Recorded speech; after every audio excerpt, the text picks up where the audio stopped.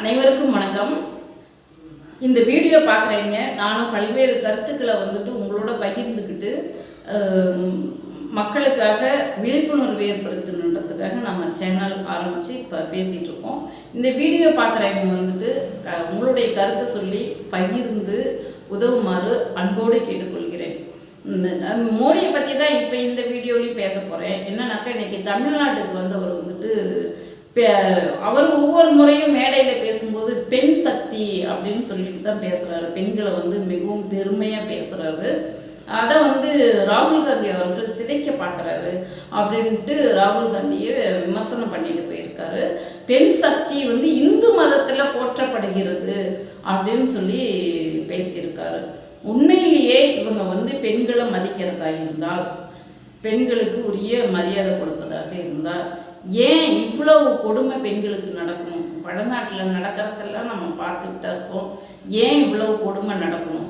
அந்த பெண்களை பாலியல் ரீதியாக ஏன் துன்புறுத்தணும்? மணிப்பூரில் என்ன நடந்தது? இதையெல்லாம் மோடி பெண்களை இந்து மதத்தில் போற்றப்படுகிறதுன்னு சொல்கிற மோடி ஏன் இதையெல்லாம் வேடிக்கை பார்த்தார்? உண்மையிலேயே ஒரு பெண்களை மதிக்கிறதா இருந்தால் அந்த மணிப்பூரில் அங்கே மாநில அரசு பிஜேபி தான், இரட்டை எஞ்சின் ஆட்சி, ஒன்றியத்திலையும் பிஜேபி தான் இருக்குது. ஒரு அரசாங்கத்துக்கு தெரியாமல் எப்படி அவ்வளோ பெரிய கலவரம் நடக்கும்? அந்த கலவரத்தை மூடி மறைக்க வேண்டிய அவசியம் என்ன? நம்ம சொல்லலாம் அங்கே டிவியை பார்த்து தான் தெரிஞ்சுக்கிட்டேன்னு. அதே பதில் தானே மோடி 2 மாதம் கழித்து அந்த வீடியோ வந்ததுக்கப்புறம்தான் அதை பற்றி மக்களுக்கு தெரிய வந்தது. ஆனால் அங்கே இருக்கிற மணிப்பூரில் இருக்கிற அரசாங்கம் என்ன எதுனே கண்டுக்கல. 10 ஆண்டுகளாக இந்த நாட்டை ஆண்ட மோடி என்ன பெண்களுக்கு, பெண்கள் முன்னேற்றத்துக்கு என்ன ஏதாவது ஒரே ஒரு திட்டங்கள் பெண்கள் முன்னேற்றத்துக்காக கொண்டுட்டு வந்தேன்னு உங்களால் சொல்லிட முடியுமா? சும்மா மோடினா வடை சொல்கிறாளுன்னு எல்லாத்துக்குமே தெரியும். வெறுவாயில் வடை சொல்கிறாளுன்னு வெறுவாயில் வடை சுட்டுட்டு பெண்கள் மேடையில் நாங்கள் பெண்களை போற்றப்படுகிறோம்னு வெறுவாயில் சுட்டுட்டு போனாக்கா பெண்கள் மதிச்சிருவாங்களா? பெண்களுக்கு மரியாதை வந்துடுமா? எல்லா பெண்களுக்கு எல்லா உரிமையும் கிடைச்சிருமா? ஏதாவது ஒரே ஒரு திட்டமாவது செஞ்சேன்னு சொல்லுங்கள்.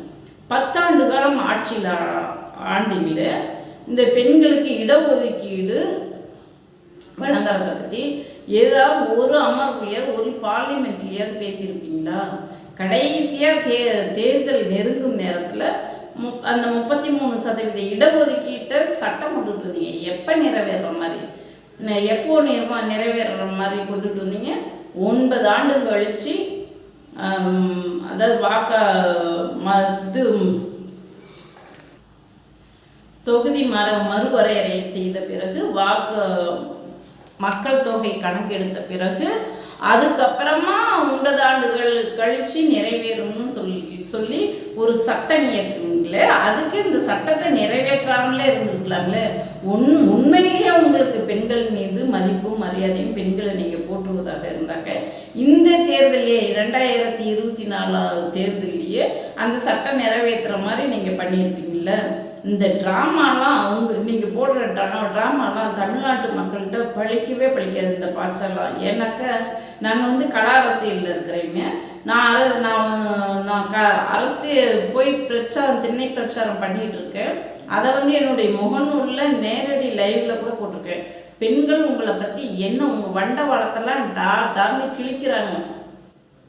மோடினாவே திட்டுறாங்க. விளக்கமாத்த எடுத்துட்டு அவங்க வரட்டும் பேசிக்கிறேன், இனிமேல் அந்த ஆள் வரவே கூடாதுன்றாங்க. அந்த அளவுக்கு பெண்கள் கொதிச்சு போயிருக்காங்க. நீங்கள் பெண் சக்தியை போற்றுகிறோம்னு சொல்கிறீங்களே, உங்களுக்குலாம் வெக்கமலை? பெண்களை இவ்வளோ கேவலப்படுத்திக்கிட்டு அதே பெண்கள் தான் உங்களை ஓட ஓட விரட்ட போகிறாங்க. நண்பர்களே, இந்த காணொளி பார்க்குறவங்க பகிர்ந்து உதவுமாறு அன்போடு கேட்டுக்கொள்கிறேன்.